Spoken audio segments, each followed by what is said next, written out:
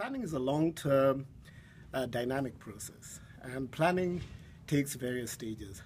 And we do plan and always plan for any dangerous pathogen, especially in public health, but it's part of our emergency preparedness. So if we did have a case of Ebola today, I think we would be prepared to meet. Since about July, when we'd heard about the outbreak and WHO declared this outbreak, we've been in an intensive phase of planning in the health region.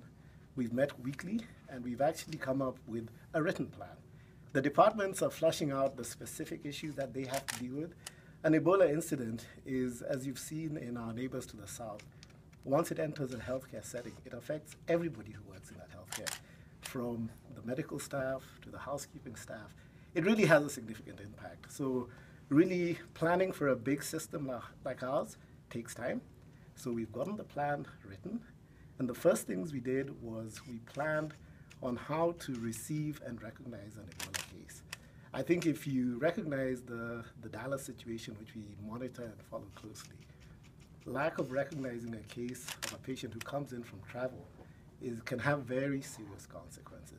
Ebola is fever, headache, sore throat, which is identical to influenza.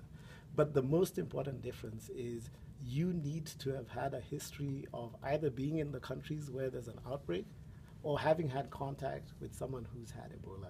And reviewing all the cases that we've had, particularly in North America, it's quite clear. You know, you've either taken care of someone who had Ebola or you traveled from the country where there's an outbreak. It's not a random event. So we need to have a history of travel, a history of symptoms, and then a link to somebody who's had Ebola.